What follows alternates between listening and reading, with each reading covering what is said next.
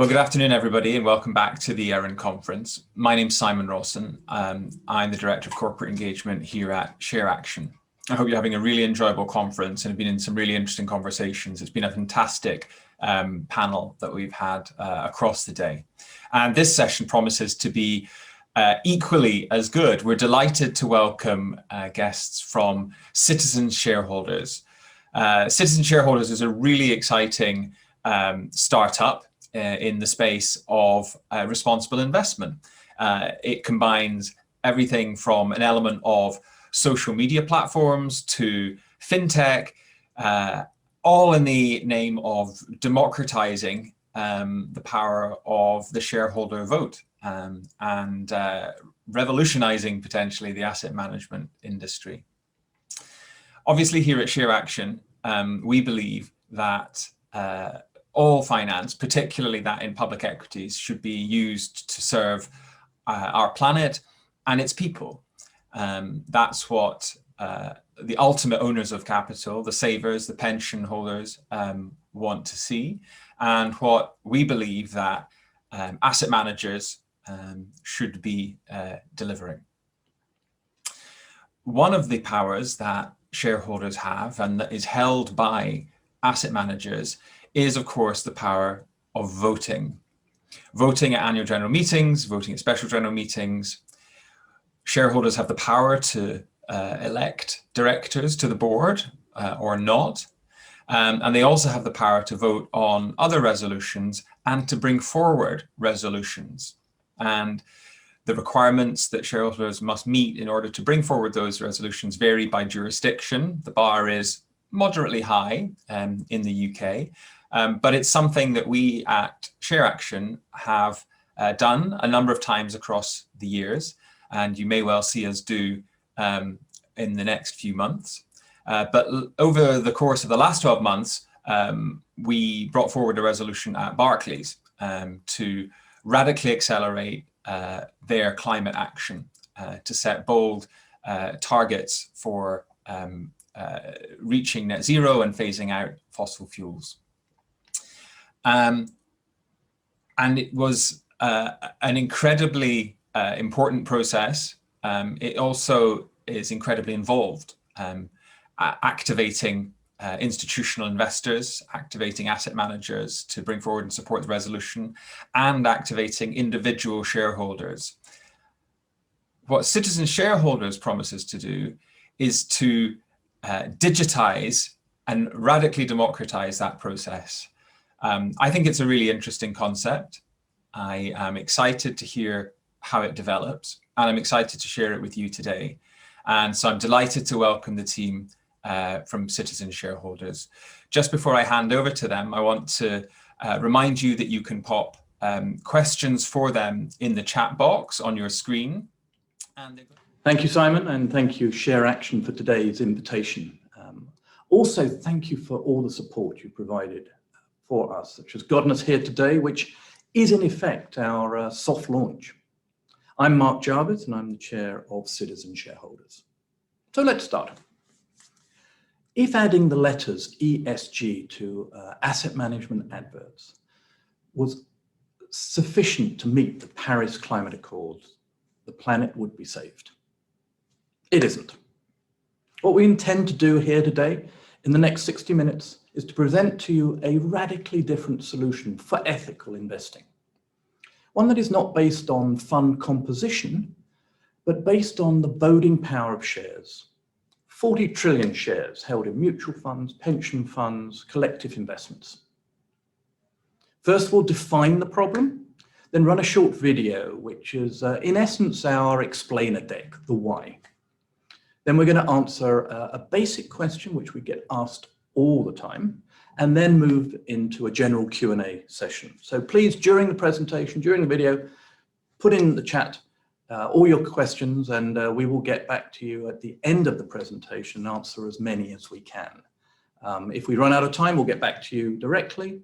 And also, if you're interested in a one-to-one follow-up, we'd be very much interested to find some time to talk to you.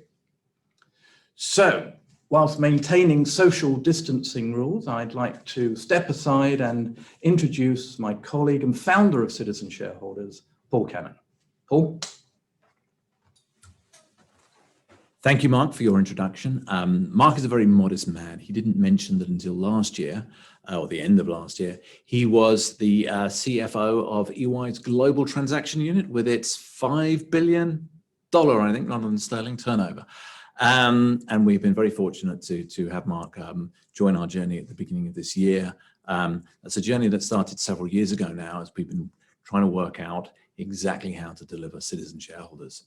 But as Mark said, at this point, what I'd really like to do is examine how we define the problem and why it is that we are seeing this explosion of ESG advertising, and it's not delivering any real meaningful system-wide effect.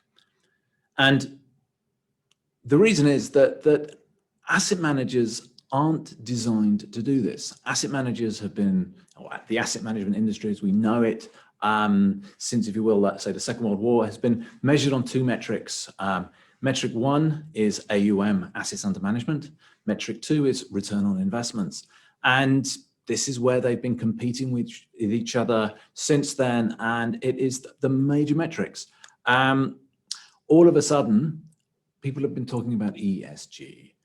And even in this conference, there are people who will disagree with what ESG means. Some people says it means environmentally sustainable governance. Some people say it's environmental and social governance. So it is incredibly difficult for asset managers to include this within what they do. It's made worse by the fact that they are all competing with each other to maximize their assets under management. And we know that various asset managers have actually done a lot of research trying to find issues that they can get behind that will lead to an increase in AUM. And we all know the research that shows that 80+% of people will move towards a brand they like the values of, whereas only 70–75% will move away from a brand they don't like the values of. What this overlooks is the issue of momentum. To use an example, if you go out and you have the best meal in a restaurant, best meal you've ever had in your life, you're going to tell loads of people about it, and you're really going to try and eat there again. But let's face it, you're still going to eat the bulk of your meals elsewhere. Whereas if you go out and you have the worst meal you have ever had in your life, you will tell even more people about it, and you will never, ever, ever eat there again. What asset managers have found is it's impossible to find anything but the most anodyne issues that don't cause them to lose a few or a small group. So the people they please, if they please 80% of the people, they say thank you. The small percentage that they have upset, they leave. This causes a reduction in AUM and a resultant reduction in profits to the asset manager.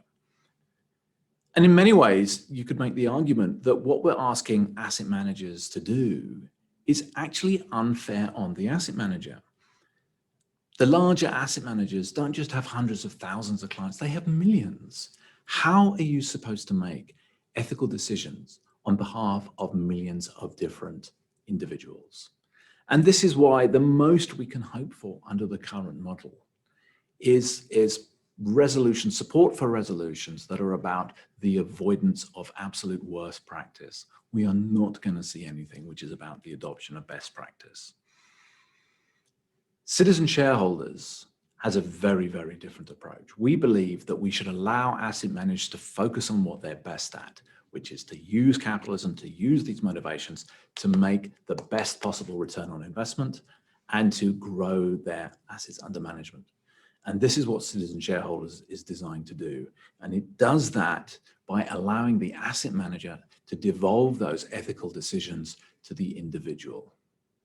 Now, we've got a presentation which is going to run now. I have a little video that's going to show you how that works, because I know that you will be saying that's impossible. So here is how to make that possible.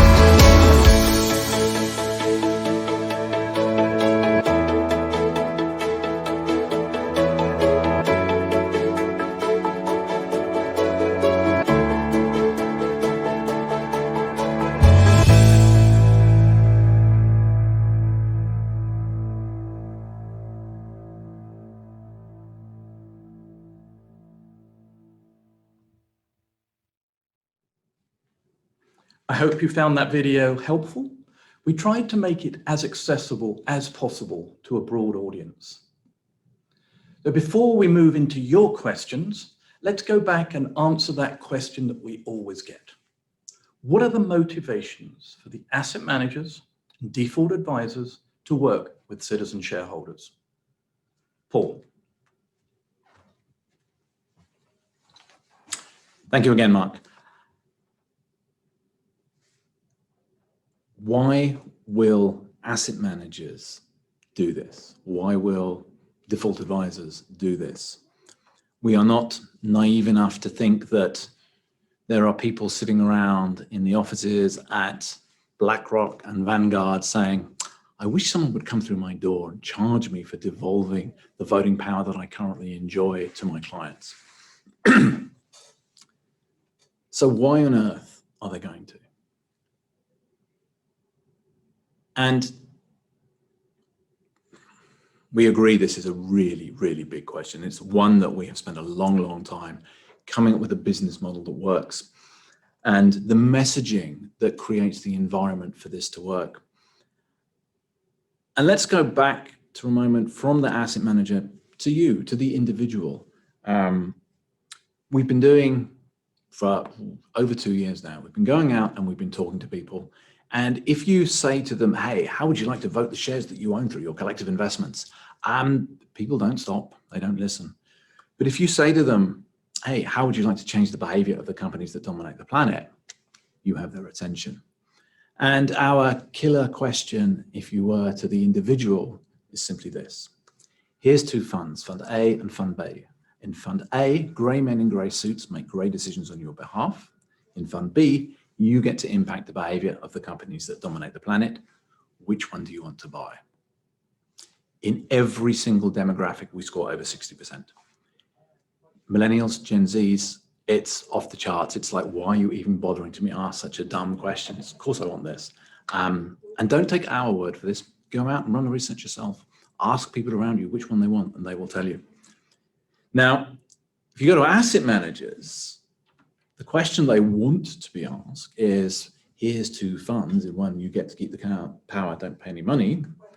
The other, you empower your customers. Which one do you want to operate? We don't ask them that question. The question we ask them instead is, here's the two funds. Fund A, you keep the power. Fund B, you devolve the power. Which one do you want to be selling? Do you want to be selling the one that people want to be buying, or the one that people don't want to be buying? And we know how capitalism works. We understand that we can create an environment where the market has to follow demand. Again, another analogy, this time hotel Wi-Fi. Why do hotels give you free Wi-Fi? For millennia, hotels have been operating without giving free Wi-Fi, mostly because the tech didn't exist. And whilst that tech didn't exist, they got very, very good at taking money out of your pocket whilst you were in the hotel. From the spa to the bar, there were ways to get that money out. So why would they give you free Wi-Fi? A way for you to distract yourself that doesn't make them any money. And the simple answer is that's how capitalism works. If you can add significant value to your customer for low marginal cost, you do, because if you don't, your customer becomes somebody else's customer. Now, just imagine for a moment that every hotelier in the world, they'd all got together and they'd all pinky swore that none of them would offer free Wi-Fi. Leaving aside the legality of that for a moment, it wouldn't work. One of them would have broken, and that would have caused the rest to break. And even if none of them had, some bright spark outside would said, hey, let's start a hotel chain based on the fact that we give you free Wi-Fi. And that's exactly what our situation is. The challenge for us is getting that first one to break. We think we know who you are, by the way, and yes, we have been in touch. If you would like to be the first and we haven't been in touch, if you're an asset manager, please do give us a call. But we believe that very soon we will have our first asset managers on board, and that will cause a major benefit to the early adopters. So the maximum we ever charge is 1% of the fee base that the asset manager has. That would be if every single one of their clients signed up. All we have to do is to demonstrate to them that by using citizen shareholders, they grow their AUM by at least 1%, or if they're a laggard, they save a reduction of 1%. And that's why this works. And for the default advisors, the NGOs, it works in actually a very similar fashion. What our research shows us is that once an individual has chosen, say, Greenpeace as a default advisor, they're not going to change from Greenpeace to Friends of the Earth unless Greenpeace does something that they don't like. So there is an early mover advantage for the default advisors as well. And likewise, as with the asset managers, we have a pathway for new default advisors that are not NGOs at the moment. So if anybody wants to start a new not-for-profit that will guide people on where they can, how they can vote their shares, again, give us a call. If you operate a very large NGO and you want to come aboard, again, give us a call. And it's because of the competition for influence within the not-for-profit world that we will get the traction that we need to make citizen shareholders work. So now I believe that we have a whole bunch of questions. I'm going to hand back to Mark, and let's get going on answering the questions that you want answered. Thank you.